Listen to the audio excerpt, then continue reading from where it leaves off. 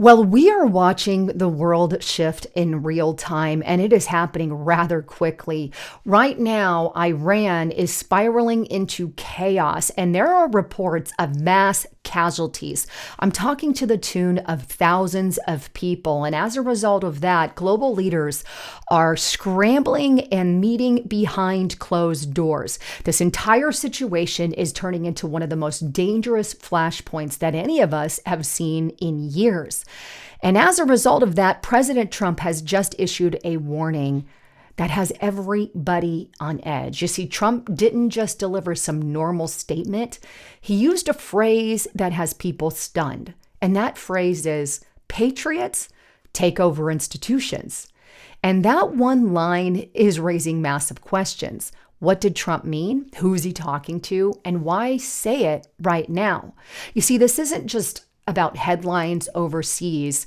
What happens next will impact our security here in the US, our energy prices, our international alliances, and the entire 2026 political landscape.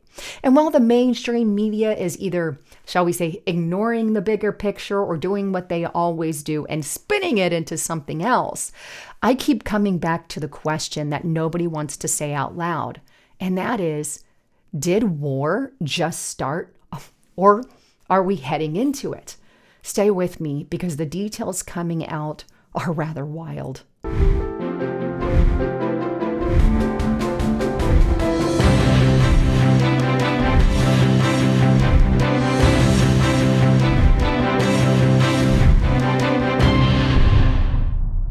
As a quick reminder, please make sure you're still subbed to the channel. Double check that subscription and make sure you have that all bell button checked because they don't like to send out notifications here on these platforms, shall we say. Please like the video and share it with everyone you know because you guys are truly the only way that videos like mine, truth videos, are getting out. So please share it. But with that, let's dive in to what is going on with Iran. Are we headed for war? Has war begun?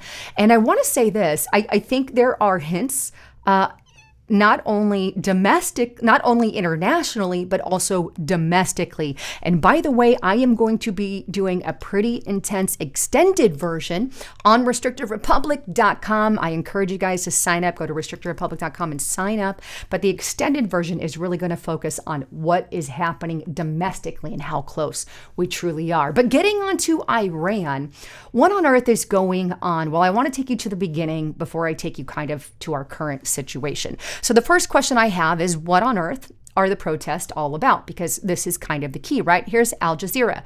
What we know about the protests sweeping Iran. And here's the question. What are the protests in Iran about? Well, protests broke out over soaring prices in Iran on December 28, 2025, after the rial plunged into a record low against the US dollar in late December.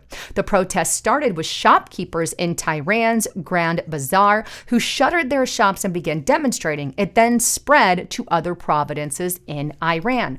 On Monday, the rial was trading at more than 1.4 million to $1, a sharp decline from around 700,000 a year earlier in January and around 900,000 in mid-25.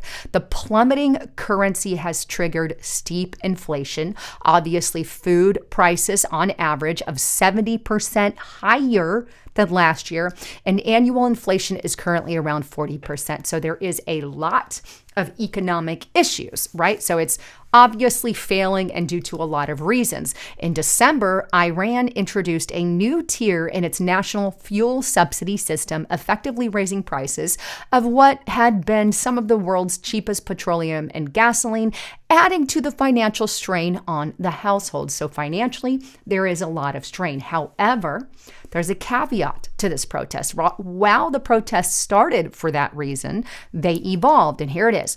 While chants by protesters initially focused on the ailing economy, they have switched to opposition to the clerical establishment in Iran. Some protesters have begun chanting in support of Reza Pahlavi, and I may have butchered that, the exiled son of the deposed Shah of Iran, Mohammad Reza Pahlavi, and their heir to the former monarchy. Many supporters of his are calling for a return to the monarchy, although he himself says he favors holding a referendum to determine what type of government structure Iran wants. So that is what these protests are over. And to the date, there have been tens of thousands of people reportedly who have hit the streets there in Iran in protest. Now, there have also been reports, as you know, at the beginning of this video, of mass casualties. In fact, Donald Trump came out on January 2nd. So the protest started on December 28th. He came out just a few days later and threatened Iran. And here's the threat from Donald Trump. And I haven't gotten to the one I said, I've got the powerful one later, but here it is. If Iran shoots and violently kills peaceful protesters, which is their custom, the U.S. of America will come to their rescue.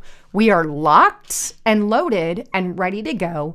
Thank you for your attention to this matter, President Donald J. Trump. So he has threatened them. Look, if you kill these protesters, we're locked and loaded and ready to go. That's a threat from the President of the United States. Now, as a result of that, and shortly in and around that same time, what did Iran do?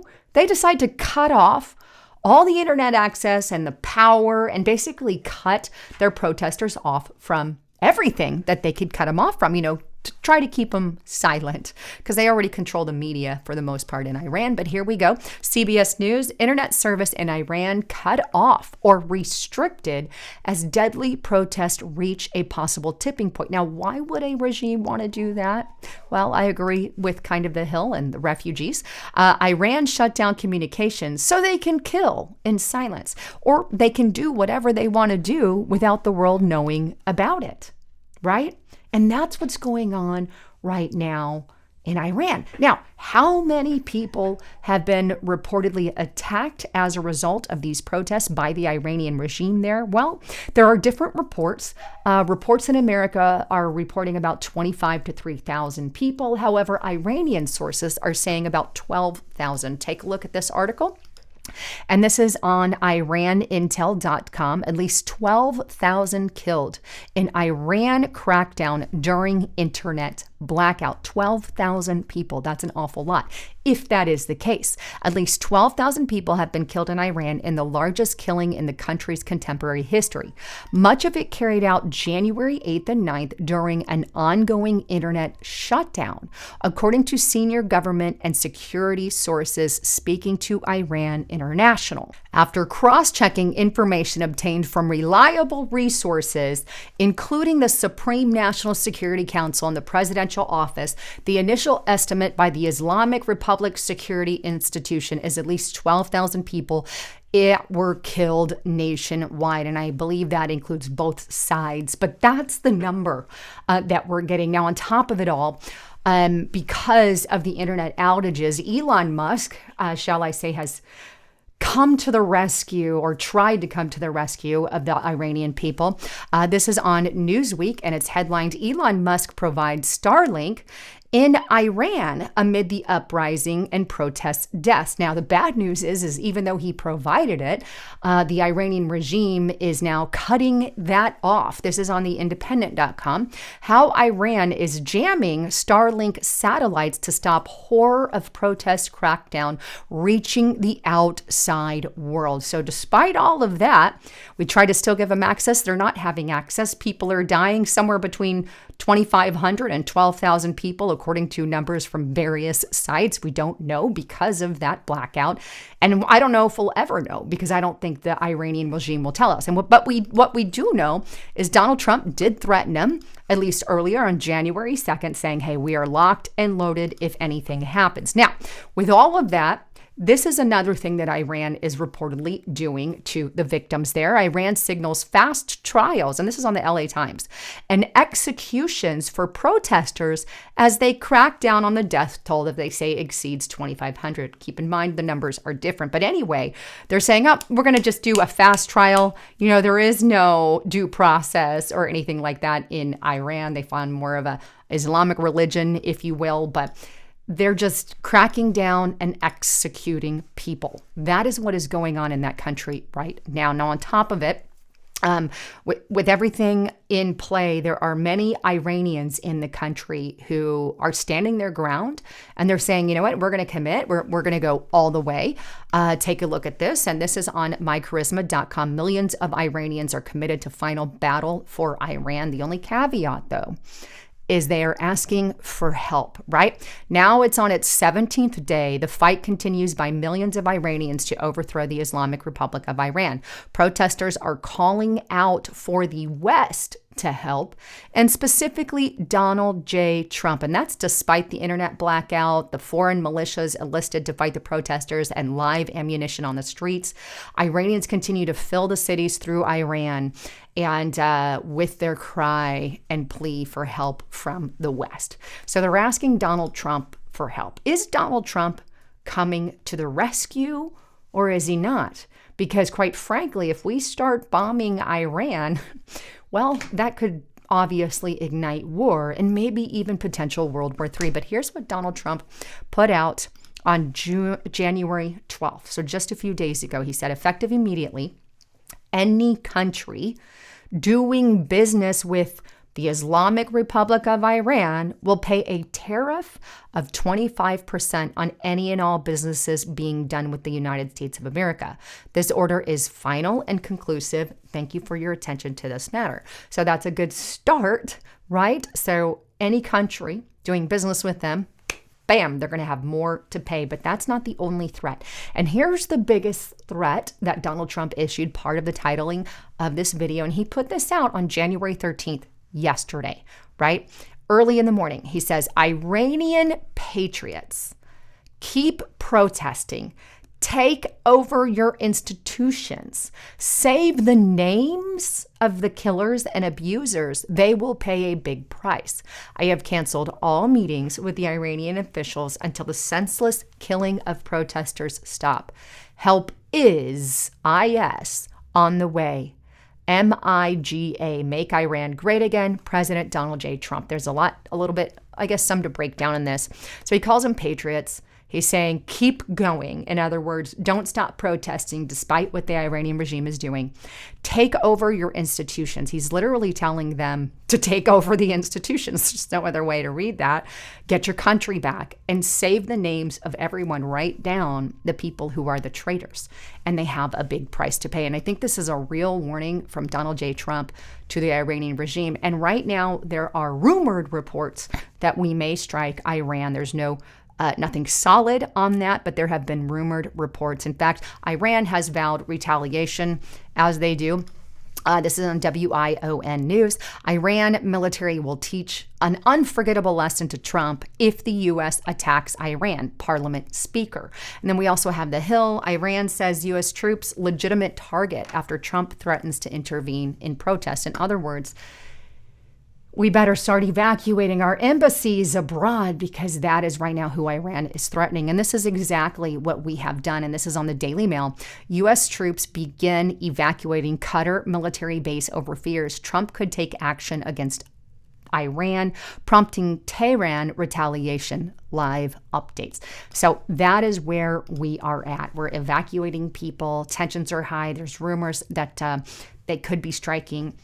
And here's something else that was shared on X by Fahim. I'm not too familiar with his account, but he says Wall Street Journal is reporting Saudi Arabia, the United Arab Emirates, and Qatar have warned Washington that a U.S. attack on Iran could trigger retaliation on Gulf energy infrastructure, shipping lanes, and U.S. bases in other country. A regional war is the risk, and the Gulf is sounding the alarm. So I have to kind of agree, as much as I don't want to necessarily agree with that statement. Again, I'm not familiar with that X account. It's just a blow in the wind. So I'm not siding or not with the politics of whoever that is. But anyway, it's kind of interesting because we do need to take things into consideration, especially on a global level. But there's lots of options that Trump could take. There's places that he could strike. Whether or not that happens, well, tick-tock, time is on the clock.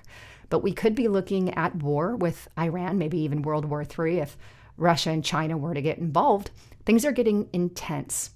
But with all of that, I want to encourage you guys to get to restrictedrepublic.com. I am going to be doing an extended version of this broadcast, but instead, I'm going to focus on the literal war, if you will, that has been declared by Tim Walz and his administration against Donald J. Trump. I've got a few videos on there that you're going to want to check out, but there is a lot of tension, not only building internationally, but tension blowing up in the United States of America. And this is never going to be good for us, especially if we are or end up in war with Iran or some kind of World War III.